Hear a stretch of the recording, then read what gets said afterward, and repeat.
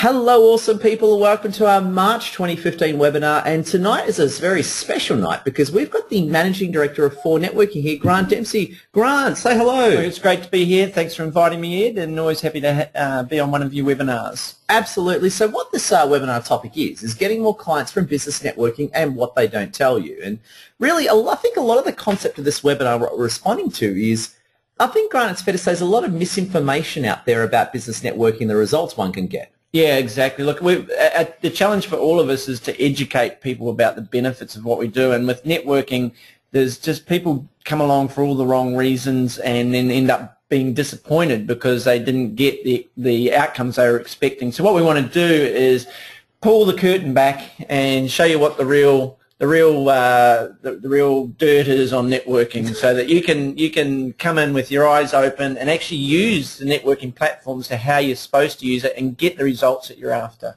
I think it's a very, very, very noble type of result. and I think as well, just a few things. You know, welcome to the webinar tonight. That was Grant Dempsey on the first slide. This is me here. I'm Edward's ear marketing mentor, commentator. I'm very lucky to be a leader at 4 Networking, supporting Grant and his wife Karen Dempsey running the network. And exactly that. Now, where 4 Networking has been amazing for me is that it's really helped me build my business from scratch. And even though I don't own any of 4 Networking, make no mistake, I do treat it with the respect of my own business, because besides me having a great deal of respect for Grant Dempsey, it's been an amazing business in helping me get a lot of profitable clients and get my business off the ground. And it was funny, Grant, did you want to maybe on a side note tell them the story of how you met me and what your original impression of me? And this is not going to sound good, but the truth must be heard. Go, Grant. Well, I wasn't expecting that, but it was interesting. I was doing a workshop today for people new to 4 Networking, and we were talking about profile, and I said, have people met Ed Zia? And a few people had, and I said, when Ed came to us, he was a bit of a basket case, and I think you were kind of starting out new in your business, yes. And there was a whole bunch of things going on in Ed's life, so it was a whole bunch of new starts for him. So it was kind of a bit at loose ends when you came to us, and I think one of the things that 4 Networking has been really helpful for you is it's helped you to clarify where you were going in the early days, got you in contact with a lot of people early on that were able to help you, and of course you were able to help them. So it gave you some kind of direction both in your business and a lot of support in your own life as well. Exactly, and I think in light of all that, it's sort of quite fascinating. So the fact that I'm here, able to do a webinar and talk to you tonight, is a lot to do with 4 Networking. And here's just a few things as well. We're going to go through a lot of contact in this webinar, which is being recorded, so you do have access to it. And the thing is, if you need help, right, after the webinar, if we cover anything, don't worry about it. You can chat with me or tonight after the webinar. You can check out my online product, the Awesome Marketing Vault, private mentoring, and of course you can contact Grant Dempsey as well. Grant Dempsey can talk to you about business, working relationships, and even if you want private mentoring with him, he's fully available. And I must say, Grant has been amazing in actually teaching me what business networking is and how to use it in a win-win, profitable, driven manner. So I just want to say thank you for that, Grant. No worries. Yep. Now, a few other housekeeping things here is as well, and there's obviously Grant in the middle with his fine team of Chatswood. We're here to talk reality, tell you the truth. We're here to give you the light without holding anything back. And like we always do, is we're not here to, again, if there were strategies that would make us $1 million an hour that we could launch tomorrow, we would have done it by now. We're here to tell you the best truth and the whole truth as well as we know it, so you can go into business with both eyes open and get some real, genuine results, which is completely BS-free. Exactly.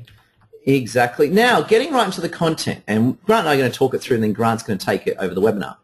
To me, this is where business networking, where it all began. Business networking in its earliest forms has been with humans from the tribal days, be it around the campfire, bartering spearheads for fish. Nothing's really changed. I can imagine, Grant, that one day we would have been sitting around the campfire in our caveman outfits, trading fish and berries, and now we're in sort of Google entrepreneur clothes, trading referrals. What's your take on the origins of networking as a concept and where it's come from? Yeah, look, I think that the world turns and things come back. Nothing's new. The old is new again, and networking certainly is. I think that people pre-internet and all that sort of stuff, it's always been about trust. Like when I was at uni years ago, the first thing that people like accountants and lawyers did when they left uni was go and join Rotary, Masons, Lions, all those sort of service clubs, because that's where they got to meet people, and that's where relationships were built. There's always been old boys networks and old girls networks.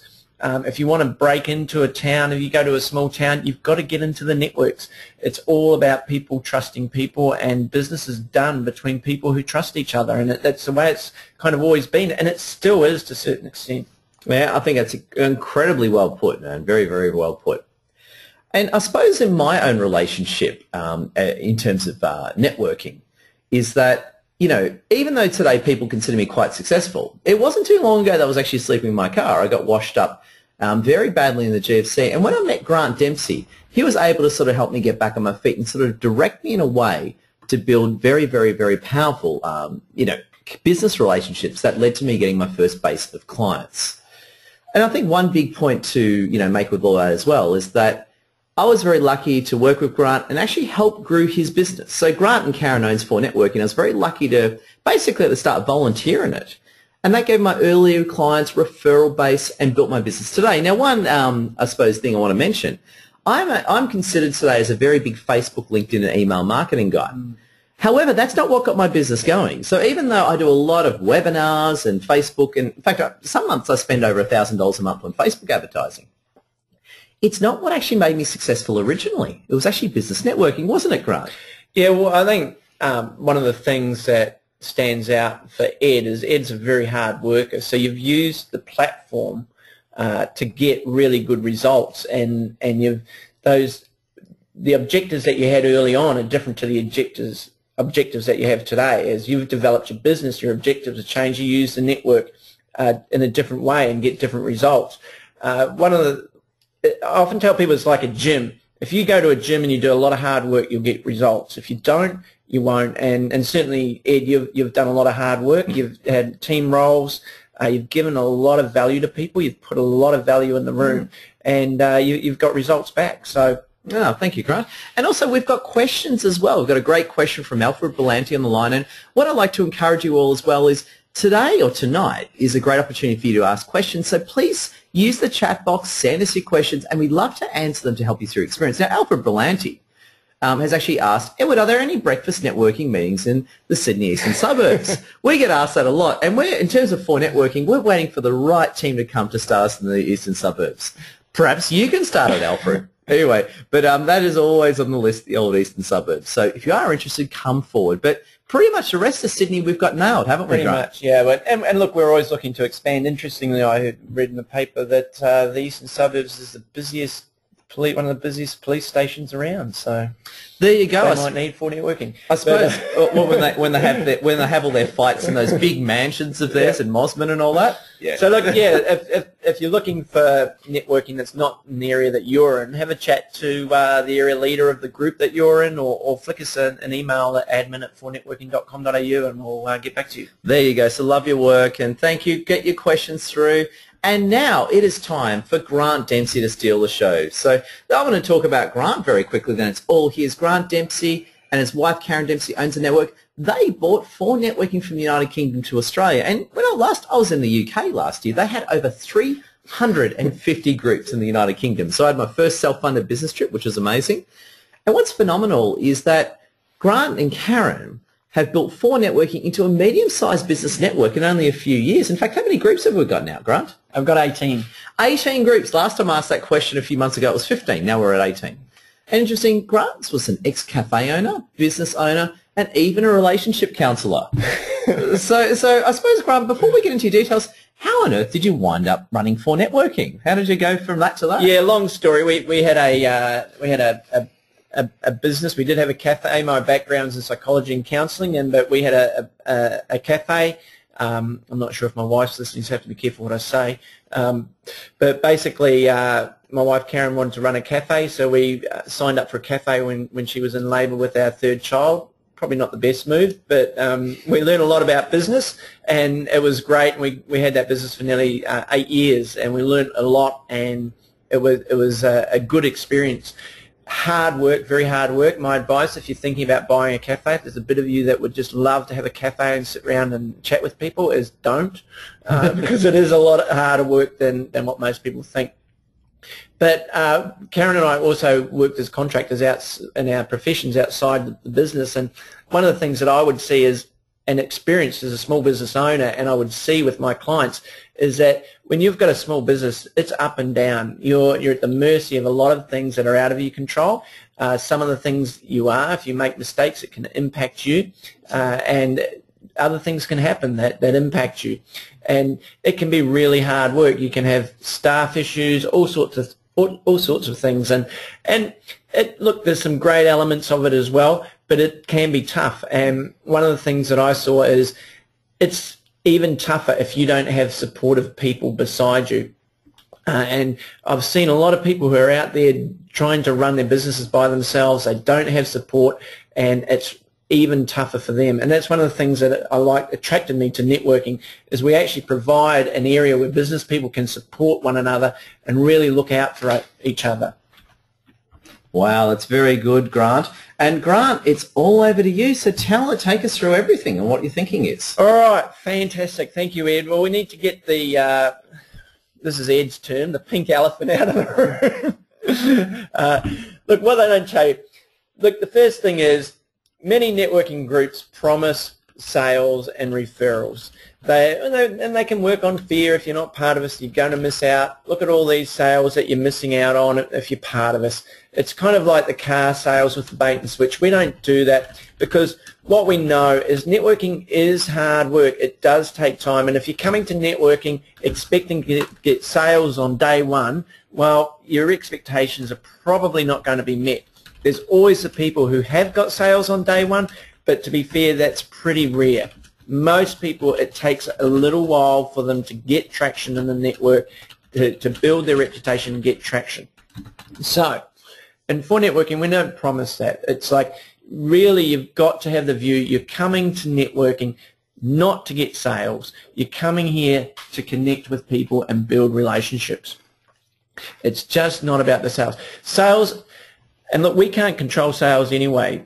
Referrals and that can lead to sales, they're an outcome of good networking. Just like a trim, taut body is an outcome of going to the gym and doing the work, sales and referrals are an outcome of being an effective networker. So the first things first, don't come into networking expecting to get sales. If that's your expectation, you're probably going to be disappointed. Come to networking for other reasons. So if it's not about sales, then what is it about? It's a very good question. So networking is about, well, to be effective networking requires a lot of meetings and months of hard work to get traction. Kind of said that. What you do in an event is only a small percentage of what networking actually is. So the big mistake that people do is they show up at events, they pay their meeting fee, and they expect to get some bacon and eggs and a $10,000 referral on the plate. It's just not going to happen. Referrals are an outcome of good networking. Good networking involves work outside of the meeting. The meeting is a place to connect with people, and then a lot of networking goes on outside of that. So you need to be prepared to go outside of the meetings. So networking is not about sales. What is it really about? It's a platform to meet people and build relationships based on trust. It's a place to get known and to raise your profile. And it's a place to build a base of advocates for your business, people who are out there supporting and advocating for you and your business. So there are three of the key elements about networking: meeting people, raising your profile, building your own tribe of people. And if I may say as well, just to back up what Grant's saying, one key point is if you ever talk to Grant or myself or any of the leaders, we're forever talking about coffee chats. The reason for that is that coffee chats is often the first type of behaviour that leads to some kind of business relationship or relationship for that matter. So we often say, or what I at least personally say, is per business networking event, forget for networking, it could be a local business chamber, it could be anything, right? It's always good to find at least one person and book a meeting with them outside the room. And now I've followed that philosophy since day one of my business, and it's been nothing but outstanding. So book one coffee chat per meeting that you go to 2 or 3 meetings a week at the start. That's at least what I did. And that totally revolutionised my business over time. And the great thing about that is you can go to a meeting with 10 people or 100 people and you can still get the same outcome, and that is meeting 1 or 2 people that you can actually follow up on and spend time with outside of that meeting. And sometimes it's actually easier to meet people in a group of 20 than a group of 200. So don't get sucked into the quantity over quality element of networking. Yeah, and also, so I've just got a bit of a, not a question but a point. Alfred Belanti has come in saying that Grant is looking good himself in this photo. On behalf of For Networking, Alfred, we agree with you. We think Grant's a very attractive man, and this photo does nothing but accentuates his beauty. Yeah, that's I'm real happy to have that one. Let's get rid of that one. So one of the first principles that we want to talk about is networking is about one-to-many. So a lot of people come in and they look at the people in the room and they say there's 20, 30, whatever people in the room, and they look around and they go, is there people here that I can sell to? There's people here who are going to use my services or my products. One of the questions that we're frequently asked when people are asking about groups, will say, oh, yeah, we've got Parramatta on Thursday, and the question that they inevitably say is, what sort of businesses do you have there? And it's kind of like, well, what sort of businesses are you after? Well, we're after this and this because they buy our products. That's looking at one-to-one. They're looking at approaching networking as, I want to come here and see if there's someone here that I can sell my product to or who will be interested. That's not what networking is about. It's about one-to-many. And we call this the concept, you need to see networking as look at networking as through the room, which is different to networking in the room.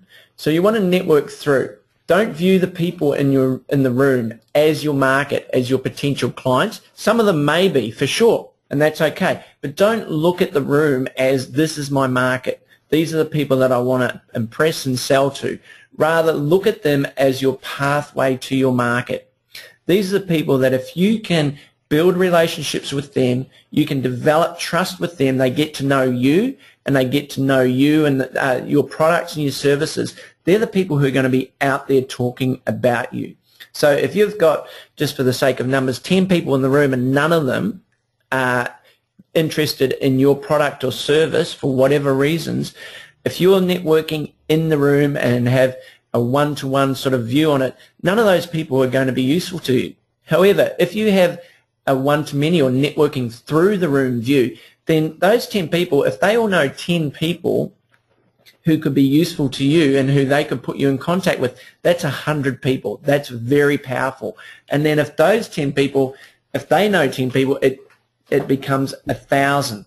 So the numbers just get bigger, and that's the power of networking. It's the one-to-many. So don't get sucked into one-to-one, one-to-many. Now there's a few keys in approaching the one-to-many, and that is treat everyone the same. You don't know who knows who. The person you're talking to could be related to or friends with or working beside a person who is the exact person you want to be in contact with. So don't judge them based on their clothing, what cars they drive, if they've got the latest Surface 3 Pro or not. Yeah, which we think For Networking's position is Microsoft is better than Apple. That's an unofficial position. Don't judge them if they've worked at, Google or Microsoft or whatever, and they get up and they say this, or even what they're doing for a living. Just don't judge them. Treat everyone the same. Look at people. Be nice to people. Add value to people, because you just don't know who they know. And we see this again and again where people come in and they look down their nose at some people, or they think, oh, they're just brand new to business, I'll ignore them, when they could actually be living with a person who could change your business and your life if you get on with them. So you just never know. And that's really kind of the serendipitous nature of business networking. The other thing is to use wording that talks through the room, not at the room. Now, this is kind of a bit about semantics, but it's very, very effective. So if you're wanting to, you remember you're networking through the room, not in the room. So it's simple things like if you're a mortgage broker, don't say to the people, my name's Grant and I'm from Grant Super Mortgages Limited.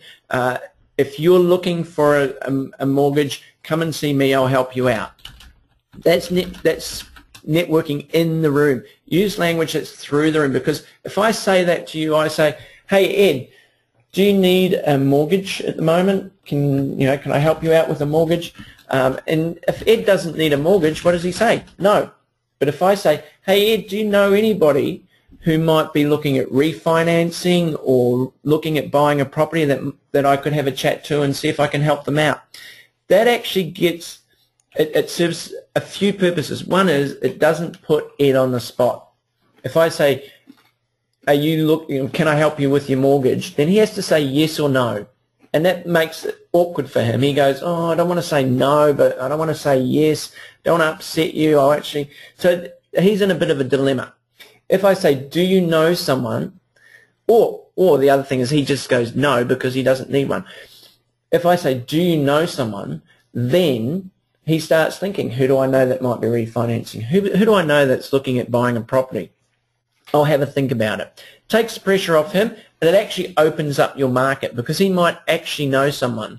And if he doesn't need a mortgage, he just says no. But if he knows someone, he might be, oh, okay, actually, I'll have a word to them and see if they're sorted, and if not, I'll give them your name and you can get in contact with them.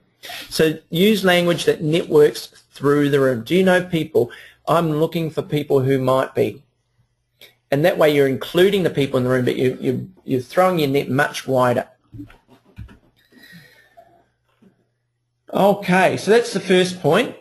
The second point, and this is what Ed started mentioning before, is that most business and networking is done outside the room. And this is a photo that Ed actually took. He's got his own stock library of photos. Maybe he was interested in that. Yeah. Tony Abbott, work for the dole or lose it. So the meetings are just a platform for you to meet people. So you need to understand that. When you go to for networking meetings or other network meetings, it's just a meeting point. It's the beginning. It's where you're checking each other out. And once you meet a person, you need to then build the relationship outside the meetings.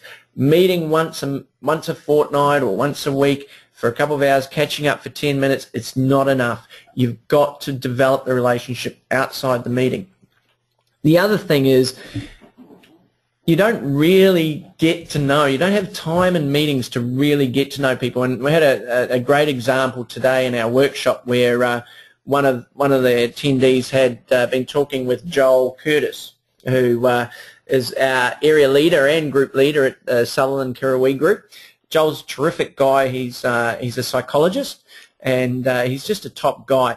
He has his ethos in networking is, I just want to help as many people as I can. He came in on day one saying that, and he's got a reputation for helping people and connecting people. One of the attendees today had a hour's meeting with Joel. He said we talked about rugby, we talked about sport, talked about a whole bunch of things, hardly talked about business. And then a couple of days later, he gets an email where Joel's referred a person to him, and now he's getting a lot of work from that person. Now, that happened because they spent time together. They weren't focused on business. They were focused on getting to know each other. So you need to develop those connections outside the room. So what do you need to do at meetings? Talk to people, follow up, make a time, get together. Look at ways that you can add value to people. Now, I remember we talked about Ed. I remember in the early days of for networking, one of the things that Ed did to add value to people is he set up their LinkedIn profiles for them. So I'd get all these emails from people, and I'd get an email for someone to connect with me, and I'd know that Ed's been around there setting up their LinkedIn profile. And it was an easy way for you to add value to people, wasn't it? So look for ways, and ironically now you're doing all that social media stuff. Yeah. I originally started my business thinking I'd be some kind of business coach, And now I'm a marketing mentor who just teaches marketing and sets up Facebook, LinkedIn, and MailChimp and stuff all day. Yeah, there you go. So by adding value, like Ed picked up experience. I mean, I don't know how much more knowledge you had than anyone else, but you went out there and you developed that knowledge and you added value. Look for ways that you can add value. Do you have knowledge that you can share with people? Can you give some advice, some tips to people? Is there a way that, can you just spend time with people and encourage them and give them some feedback, some positive feedback? Is there a way that you can add value to people so that they're going to remember you? Because we, look, as humans, we like people who are interested in us and help us out. The other thing there is collaborations. The great thing about networking is you meet people that you can collaborate with and build partnerships and joint ventures with. And there's a lot of things that you can do when you're in collaboration with 2 or 3 other people that you can't do in your own. Even we were just talking before, Ed and Martha, one of our other area leaders, they collaborate and do a workshop. And that's your second or third one that you've done now, isn't it, Ed? That's actually about the 8th. About the 8th. Well, there you go. So, I mean, but I don't know the details with you, but I imagine you're sharing the costs, you're sharing the marketing, you're both drawing on each other. So it's much more effective in terms of time and energy to work with other people. The other thing is they have skills that you don't have. So look for people that have a similar ethos to you. Look for people who are seeking out similar clients to you and look at ways, how can we help each other out? How can we do something where it enables us to get in front of the clients that we're looking for? And we can partner. You can share costs. You can share the workload. And just make life so you can punch well above your weight by forming good collaborations and partnerships. The other way to help that out is to use other members' services and products. And look, that's great. If you've got to get printing done, look in the network. If you need to get some social media done, look in the network. If you need a website done, look in the network, because there's plenty of people in the network who can help you out. If you need a bookkeeper, we've got plenty. Look for people in the network first and use them, because what that's going to do is they're going to be thankful for your work. Like, we're all thankful for our clients. But they're going to be standing up at the network meeting and say, hey, look, thanks for for trusting me with your business. You can stand up at the networking event, say, hey, look, I want to give a shout out to Mary. She's doing my bookkeeping, doing a fabulous job. So it's really about putting value in the room and building trust. And if people are using you and you're using them, it raises your profile. Exactly, and a good example for myself as well is I just bought a place to live, and the thing is, I use people from For Networking. So I had Heath Thompson do my loans, Melanie Bond do my conveyancing. I've got an amazing architect helping me out from the network, and basically what I've done is that Anna Porter as my property person. And interestingly, a lot of the people that I actually bought the products and services from are actually clients or old clients. So in a way, it was in one of them. In fact, I've given one probably more money than they gave me. And the point is that it was a good thing, because I think from my own point of view is if I need a service or something done, I know I can hire someone I can trust that'll deliver. Yeah, way better than just punching in a Google and hoping for the best. And look, there's an element of due diligence there too. We had one of our contacts recently purchased a place, and we were trying to push one of the conveyancers in the network onto her, and saying you should use this person, use her, because we'd actually used her ourselves, and we had a few problems with the seller of the property we were buying, and she was just really excellent. So we know her work, very happy with her work, and we're saying use her, but they didn't, and then they had a lot of stress. They were using some solicitor, I don't know where they got them from, and there was a lot of problems, and they were just really disappointed with the service. So we're disappointed they didn't use our contact, because it would have saved them a lot of grief. So you can actually help people out by using and cross-referring. So business is done outside the room. Look at doing outside the room. The other main point is that people buy people. It's easy to think, well, I've got 20 years experience and I worked for Google and I worked for Microsoft and blah, blah, blah. Look, people don't really give a toss. They're taking you on face value right now, because the fact is you might have worked for Google in the holidays while you're at uni, or you might have, swept the floors. Now, it's a bit different if you were the state manager for Google New South Wales, a little bit different. But if you were a minion on a team, it just doesn't matter. People don't buy that sort of stuff. What they're buying is you, because I've got there, you are your USP. That's your unique selling proposition. Everyone used to talk about, what's your unique selling proposition, and people would say, exceptional service. Well, the reality is we all say that, don't we? There's nothing unique about that at all. What's unique about your business is you. If you're a mortgage broker, you're not the only mortgage broker in town. The sort of loans that the products you have, a lot of people can access. If you're a web designer, a web builder, again, there's a lot of people. Not many of us are actually quite unique in our business. People don't really care about your business. What they care about is you. They want to hand their business to you, knowing that they can trust you, that you're going to get it done when it's done. If there's any problems, that you're going to look after them.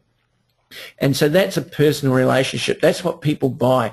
So if you're from Commonwealth Bank, they don't really care. They're buying you because ANZ have got similar products. The difference between you and ANZ is you. So remember that you're your unique selling proposition. So you've got to sell yourself. You've got to be memorable. You've got to be positive, and you've got to be helpful. There's no point in being a dull, lifeless, negative person. People don't buy that. One of the things is, and we did an exercise today in the workshop, is think about what are the attributes when you go to a networking meeting. Who are the people that you are inspired by, that you think positively about, and what are the attributes that they're demonstrating? And it's usually that they're these things. They're positive, they're helpful, they're engaging, they're interested in others, they're not just talking about themselves, and generous. People who are generous in the network, their reputations precede them. So people go, like they're always buying me a drink, they're always doing this, they're always helping people out. Ed was just telling me he was out on the weekend, he bought a whole bunch of people drinks, and that impressed them. So, like that's the sort of thing that is generosity. People remember that. If you buy some drinks, it's not just buying drinks or buying lunch, it's about actually being generous with your time as well and your information. People buy that. It's interesting. I've just got a quote here from someone that talks about Al Gore on networking, and a person asked him what's the best way to get networking. He said, the only way to earn reciprocity from anyone else is for you to show generosity first. So if you want stuff from people, get in early, be generous first. So people buy people. Make yourself someone that people want to buy. And just another thing I want to get in there as well, I've got a few questions and commentary coming in. A big thanks from Victoria. Yes, that makes perfect sense. Perfect. What did I say? Yes, that makes perfect sense. Thanks, Grant. Victoria. Thank you for that, Victoria. I didn't say anything weird then. Whoa. It's also as well, you might recognise that person. That's Drina right there. So yes, Drina is on the line. She recognises herself in the photos. And we've got a question from Matthew Robbins as well. Ed, will we be able to get copies of these slides as post-seminar, please? Absolutely, Matthew. What this will do is this will be going out through my blog, the Edward Files, and also the PDF will be available as a download. So whatever information we can give you to support you all. So again, everything is being recorded and will be used against you in a court of law. I mean, it'll be available for you to help you make more money in that. So make yourself memorable. Give people a reason to buy from you and be around you and want to refer to you. Okay, this might not be one that you like to hear, but it is a big fact in networking, and that is luck is a big factor. It's like, it's not nice to hear, but the reality is luck is a big factor. But the good news is you can increase your luck by working hard. And it's that old adage that you hear people say, the harder I work, the luckier I get. And that's really true. What is it? Why is luck a big factor? It's like there's a Tony Shane, we'll put a quote on from him afterwards. He's someone that I really like. He talks about the serendipitous nature of networking. You can get lucky because you show up. You go to a meeting and you meet someone and bang, right person, right time, the moons are in the right orbit and a relationship begins, your business changed, your life changed because of it. If you didn't show up or they didn't show up, you may not have got there. Right place, right time. You can get lucky because you do your 40 seconds and someone there goes, oh, actually, a guy was just asking me about that the other day. Or you do a presentation and someone's in the room who is suddenly there. For instance, Evelyn Chapman, who's one of our area leaders, she did a presentation the other day about business automation, and I was thinking I need to have a chat to her and get some things sorted in my business. And it was like I talked to Evelyn quite regularly, but I hadn't really considered talking to her about that because it's another area she's developing. But I was there at the right place at the right time. So there's a lot of things in networking that you can't control. If you're a mortgage broker, you show up, one of the people sees you, here's your 40 seconds, and they go, oh, actually, my neighbour's looking at refinancing or something, I'll introduce them. That's the lucky side of it. But you can see how the more you network, the more you show up, the more coffee chats you have, and that, again, it can be lucky. You have a coffee chat with someone, you start talking, and suddenly you're onto a topic, and then bang, they say, oh, actually, we should talk more about that. And that's, it's luck, but it's kind of only lucky because you initiated a bunch of things. One of the other things is sharing your ideas. It's a quote, I don't have that one here, but that's Richard Branson talks about when you get out there and you put stuff out there, then people hear that. When you talk about what you're doing, you reveal a little bit more. Don't have to reveal personal stuff and that, but when you're out there talking about your business, where you want to go, the sort of things you're wanting to do, when you're having coffee chats with people and you're sharing your passion and your visions, then it attracts people. And they go, oh, I know someone who's just like that. You should talk to so-and-so. They're thinking the same. Or actually, it's amazing you just said that because that's something I'm thinking as well. So again, luck seems to happen because you've put stuff out there. And the other thing is treat everyone the same. I've seen people in the network treat people. I've seen people come in and look down at some people who are really high net worth people and really well connect people, and I'm looking at them going, why aren't you giving that person the respect they deserve? Is it because they've just got genes, because they're not talking the language that you're expecting them to? Treat everyone the same because you just don't know who they are. You could be sitting next to someone who could be who knows someone who can change your business. So it's kind of a bit awkward to say, you know, networking's about luck, you know, away you go, off you go, have a go, and if you get lucky. It is about luck, but it is about working as well. Yeah. I suppose as well, but then selling is luck as well. Like if you're out selling, there is no way you can guarantee someone is going to buy your product. But the idea is that if you speak to 5 people, hopefully one of them will. If you don't speak to any, no one will. Yeah. So I suppose it's the same as selling. Selling is probabilistic. It's not an absolute concept. And there's people in the network who know, like, their return rate. The more coffee chats they have, the more business they get. And it's not that they're showing up at a coffee chat looking for business. Again, business is an outcome of a quality relationship that's built on trust. A coffee chat helps build that relationship. It helps build knowledge. It helps build trust.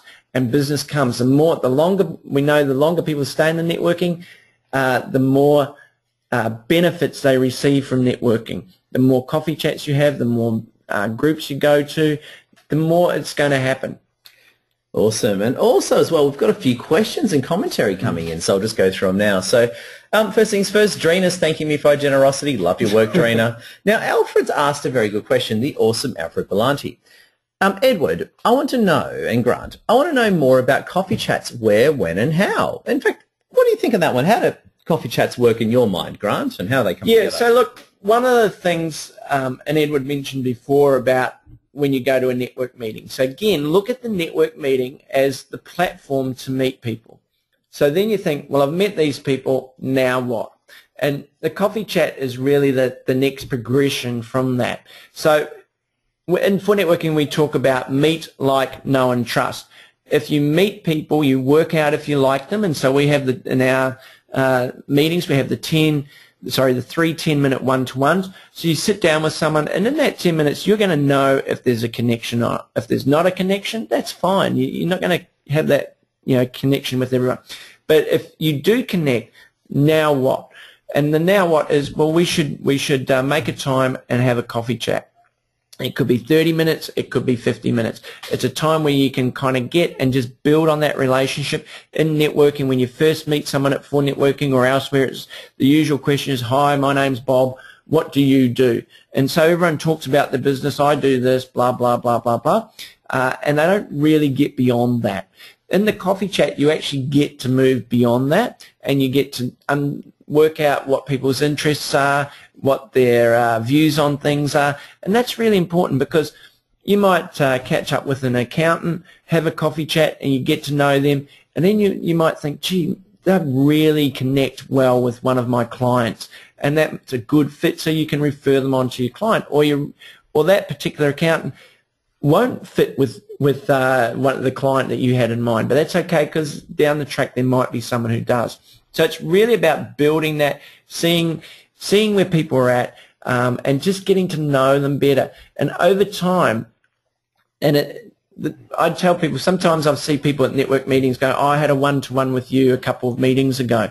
It's like, well, if you had a one-to-one a couple of meetings ago, have another one-to-one with them now, because now you've got the business out the way. Now you can talk about, what spins your wheels, what's the vision for your business, what sort of things are you looking at doing in the future. I had a one-to-one with one of our members the other week, and all we talked about was kids. She's the next stage along from where I'm at with my family, and she was talking about a couple of programs that are been really helpful for her kids, some leadership programs and that, and that was really valuable because I got some great insight, and we just connected a bit more. So the coffee chat is a way, it's just simply building on the relationship, and it gives you more opportunities to get to know the person and to get to know their business. There you go. Very good. And we've got a few more questions too. Great question from Shane Williamson. Hi guys, great information here. Any recommendations on books on this type of thing for further learning? It's funny you say that. Books by Richard Branson and Donald Trump often go into business networking. What did you have in mind in terms of books from the big shots? Look, there's you met Steph, and you've got it. Do you have his book? Yes. One of the 4 networking guys in the UK, Steph, he's got a Stephen Thomas. Stefan Thomas, and he's got, you just prompted me, there's a great book which I have as a Kindle. It's Business Networking for Dummies by Stefan Thomas. In fact, we recommend that and go through Amazon for that. Yeah, we don't have the paper copy is not available. You can certainly get the e-copy. Business Networking Dummies, so it's part of the network, part of the Dummies range, and that's actually quite interesting. It's an interesting story how he got to write that through networking as well. So that's a good book. Tony Hsieh's book, Rediscovering Happiness, is a great book. And Tony Hsieh, maybe you want to flick the slide in. His surname's spelt, you can see down the bottom, it's Hsieh. But Tony Hsieh sold his first software company for $260 million, and then sold Zappos online footwear for $1 billion to Amazon. So he's now really just a venture capitalist, invests in a lot of. But his book, it's a great book, Rediscovering Happiness. Just Google his name, and that's a great book as well. I'll put his quote in because it's kind of like, when you're talking about luck, that seems pretty random, and it is and it isn't. And one of the things that Tony says is, so this is a guy who's a pretty major player. He says, in looking back at the major turning points in the history of the company, it seems that most of them were the result of pure luck. So that's from, the top of the tree's mouth. Things happened that we could not have possibly predicted, but they were the results of relationships that we had started building 2 to 3 years earlier. What's he saying? Build the relationships. His whole thing is seek out relationships for relationships' sake, not for what you can get. Now, there is an element where you want to be strategic and you want to look for people who are looking for the same clients as you are. and you want to seek them out and build those relationships because that's strategic, and you might end up doing joint ventures, collaborations with them. But in general, and this is the whole treat everyone the same, look at the people in the room, treat them the same, start building relationships because you don't know where it's going to end up in 2 to 3 years. I could be, in 2 to 3 years, Ed Zia could be the head of some conglomerate and he's been headhunted by LinkedIn or something. Not likely. Highly unlikely. Highly unlikely, Grant. And he could invite me to come and present or do something that can change our business, or he can invite me to contract or something. You just don't know where people were ending up. And actually, one of my son's fathers was telling me one of the was this the other day. He just met an old schoolmate who left school and became a diesel mechanic, and now he's the master franchisor for a very successful franchise in Australia. Nothing to do with mechanics, and that's been a useful relationship for him to rekindle. So, yeah, build relationships for the sake of relationship, and look for opportunities where you can help people, and referrals and opportunities will come your way. It just does. They're an outcome of good networking, and good networking is doing these things. Yeah. We've got some great questions and commentary too, so please comment through. We've got a great one from Drina. I cannot agree with you more, Grant. I got very lucky showing up in some 4 networking meetings where it led to me getting a stack of desirable jobs. Very nice, Drina. And that's the thing. People...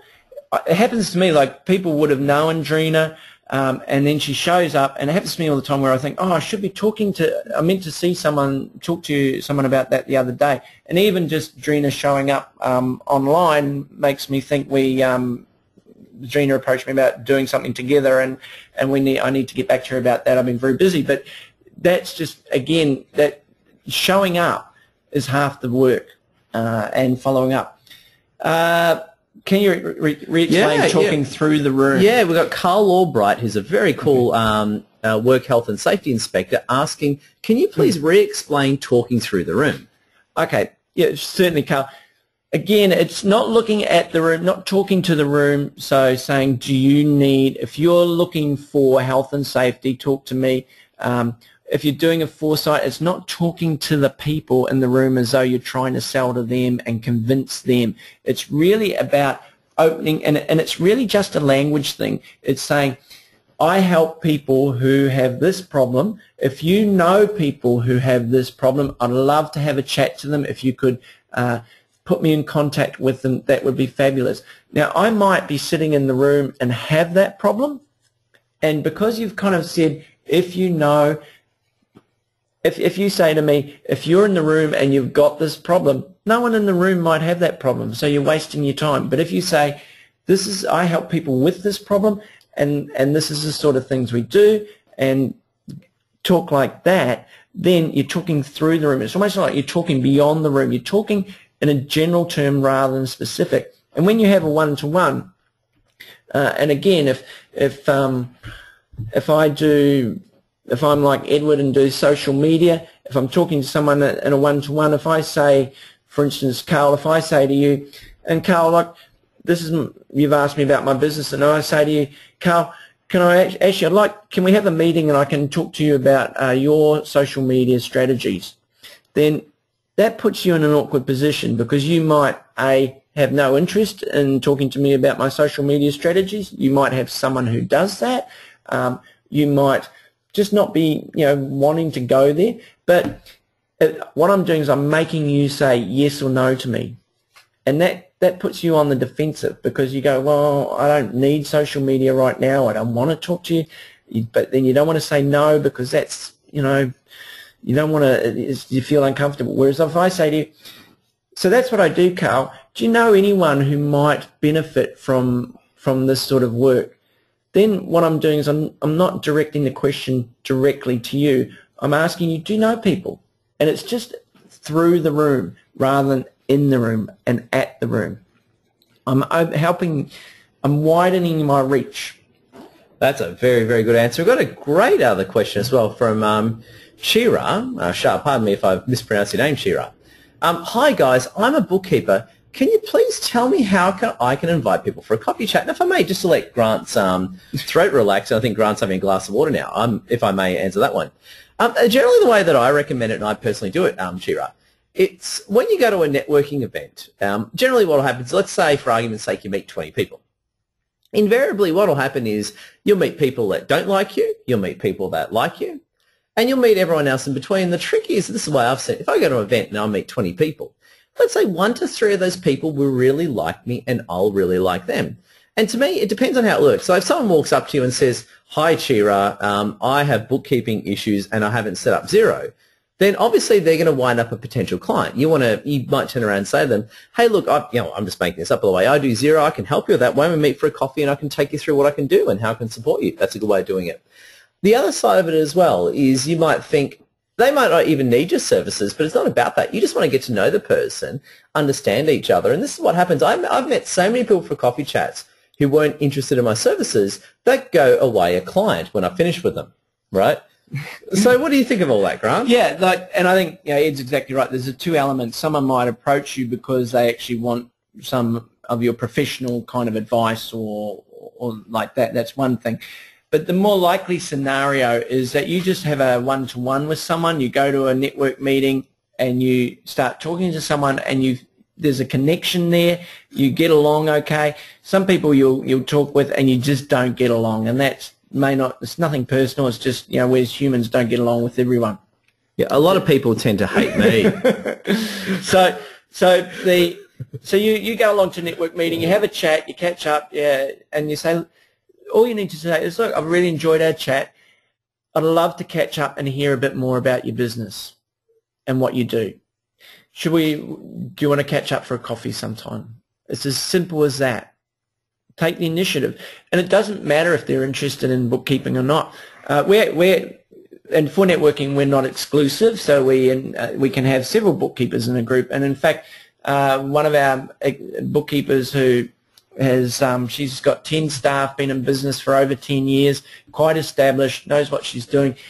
She had a coffee chat with another bookkeeper who is new to the game, recently in business. So they've had a coffee chat and they've been helping each other out. She's sent referrals his way, ironically, and even sent a referral for a bookkeeper who was selling a business, which he ended up buying. So probably in the early, probably in those first contacts for networking, probably another bookkeeper has given him the biggest benefit. And what a bad competitor that is. Screw that opposition. So just really, like, as Tony Shea says, look at building with friendships for friendship's sake. Coffee chats are not about getting business. Business will come out of coffee chats, but it's not, if you go in there looking for business, you probably won't get them. Go in there looking just to connect and find out about the person and their business. And because the more you know about them and the more you know about their business, the more you can refer them on, the more the more they get to know about you. Very good, very well spoken. And we've got a great quote from Julie. Quote from Richard Branson. I always say yes to any business opportunities that may arise, and I'll learn their business. He does what others will not. Exactly, Julie. Love the way you think. Pleasure, Carl. Glad we could help you. And another question from the awesome Alfred Belante. He's our resident Al Pacino on the line tonight, one of my favourite actors ever. Is the 40 seconds our elevator pitch? Yeah, when we say 40 seconds, it's usually a reference to the elevator pitch. Just so you know, and not everyone agrees with me on this point, I think elevator pitches should only go for 20 seconds. In fact, that's a bit controversial, that remark. Grant and I tend to disagree on this point. I take the view that elevator pitches should go for 20 seconds. What do you think, Grant, and why do we disagree on that one? Well, yeah, I'm not sure, but look, we had a debate last year on one of our forums about the 40 seconds pitch and whether it should stay or go. But it's incredibly beneficial. Going to a network meeting and getting up every week or every 2 weeks and pitching your business, it trains you to be concise and to be precise about what you do.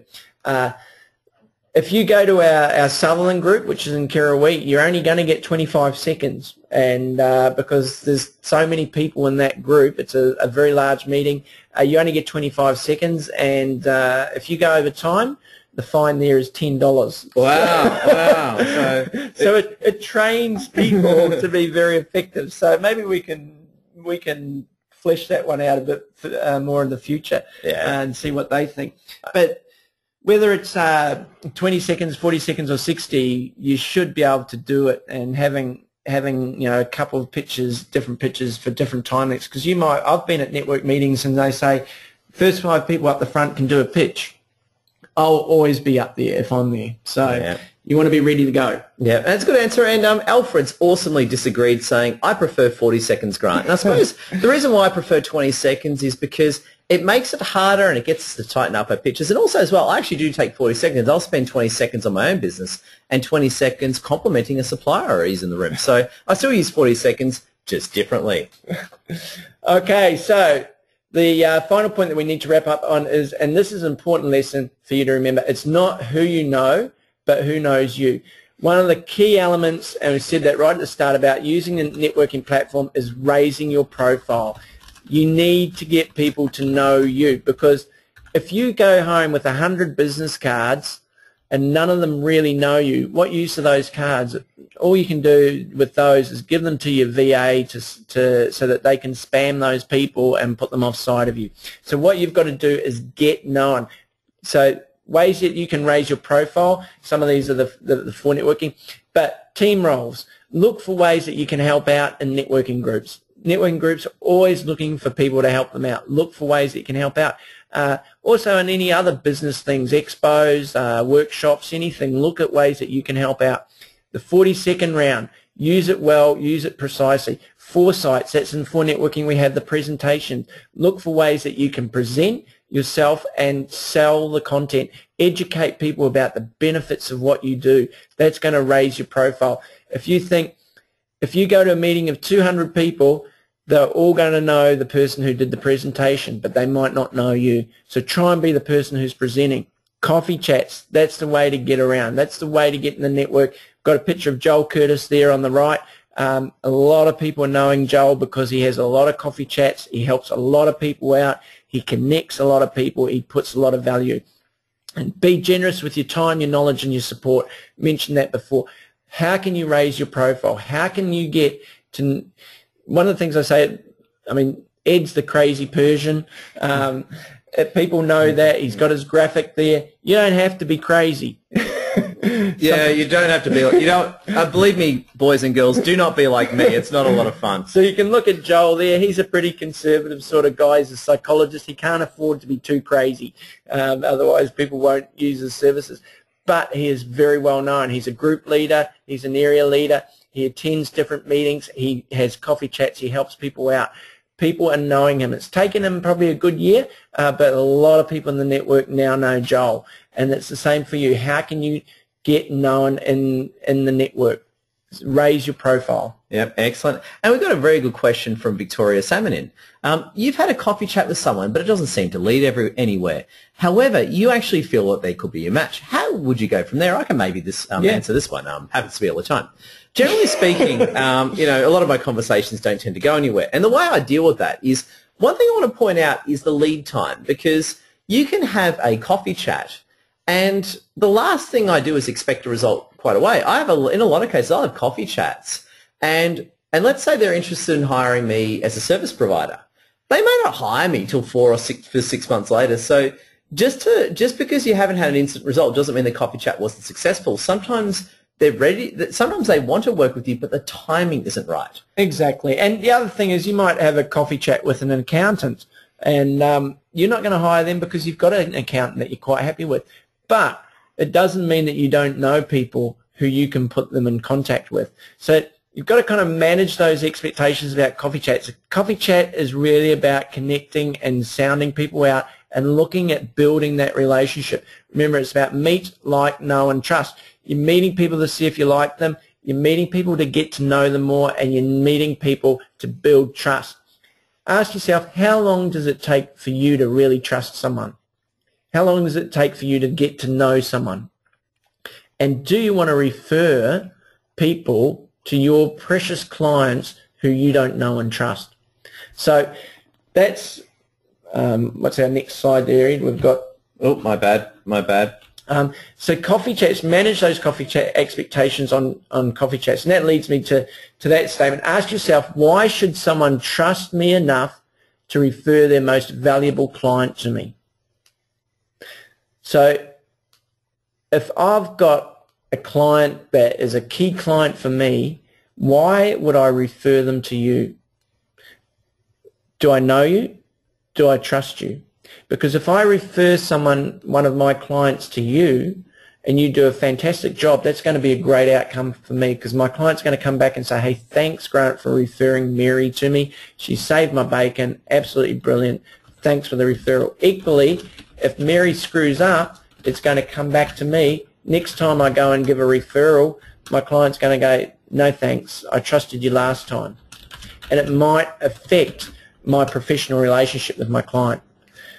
So you need to look at ways that you can build trust with people before they're going to start throwing clients your way.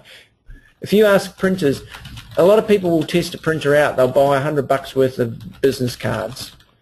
And if the service is good, the quality is good, they might give them some flyers, and then they start doing them more. And one of our area leaders, Fabian, he's a printer. You ask him, he says one of their biggest clients now did exactly that, started with $100 worth of business cards.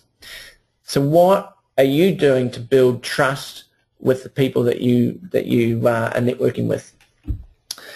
So this brings us to the end, and just doing a quick wrap-up on Grant's behalf, this is a closing summary of our thinking. Acknowledge a pink elephant. If there's such a thing as a Get Rich Quick scheme, like as awesome as Amway or something like that, for networking is the direct opposite. It's probably one of the it's awesome and it works, but business networking is definitely a get rich slowly scheme. Number 2, understand what networking is really about. 3, think one-to-many. 4, realize that your work is done outside of the room. 5, people buy people. 6, luck is a big factor. And 7, it's never who you know.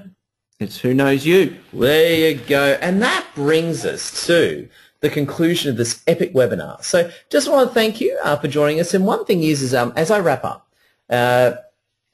this is what I say in a lot of our workshops and seminars, and especially the great advice that Grant's given us. From all the information that Grant's given us, take one idea and implement it tomorrow. You may not be doing coffee chat. Do something tomorrow. We've got a great question from Victoria Salmon. Yeah. Got it. This network is a whole new ballgame. Seems so easy, but it's actually extremely complex.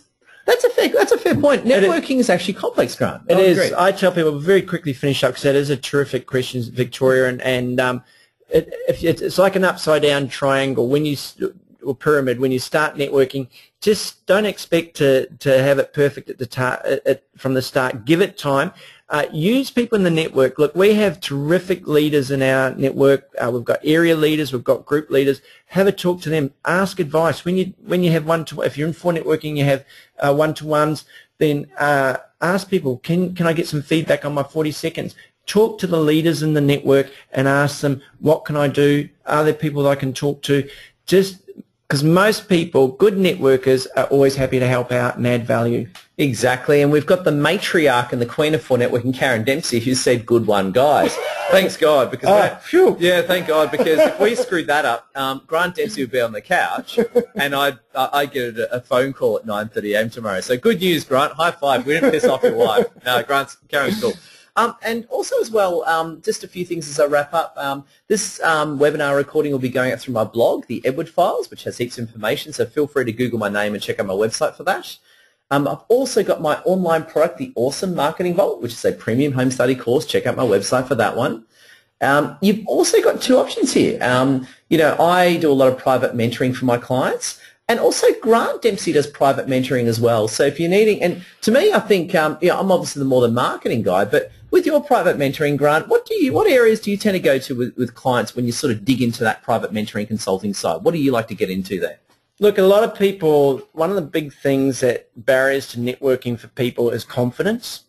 And networking is both an art and a science. We've talked about some of the science, doing follow-ups, coffee chats, those sort of things, but there's an art to networking. That's about confidence, and sometimes people have a lot of fear, they lack confidence in moving forward. If you know people who are like that, or that's you yourself, then I'm happy to kind of have a chat to you and see if we can help you out in that, because really people buy from people who are confident, people refer people who are confident, and it's not about faking it all the time. It's about actually being genuinely confident and genuinely knowing your stuff and genuinely knowing that you can deliver.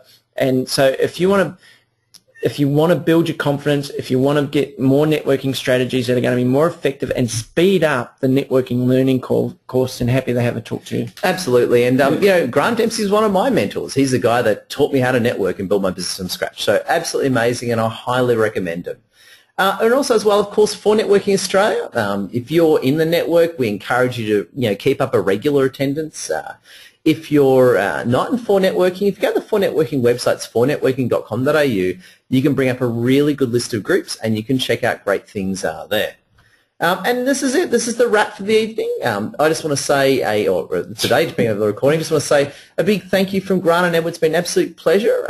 If you like, I've got our email addresses there. You can Google my name or Google Grant's name. You can email us, and we're fully available to help you. And I just want to say, before we close, any closing comments or remarks from you, Grant? No, thanks for the opportunity, Ed, and I hope you've benefited from what we have to say. And like Ed says, we're happy to help. One of my favourite actors, Kevin Spacey, he talks about sending the elevator back down when you've been successful. That's exactly what we like to do, create a culture where people help each other and we're advocates for one another. So, yeah, all the best with your networking. Excellent. Have a great evening or day, guys, if you've been here on the live or you're watching the recording. And have a good evening and a good day, and we'll speak to you all soon. Goodbye from Edwards here. Bye now.